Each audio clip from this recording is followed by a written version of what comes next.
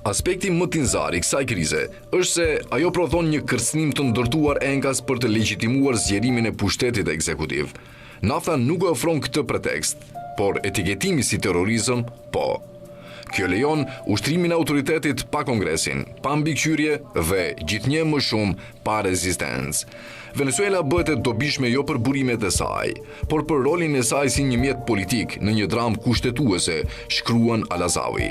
Ndërsa Trump i ka kërcënuar hapur me sulme toksore dhe ka deklaruar se hapësira ajrore mbi Venezuelë duhet të konsiderohet e mbyllur, administrata po harton në heshtje plane për ditën pas në rast se Maduro bie.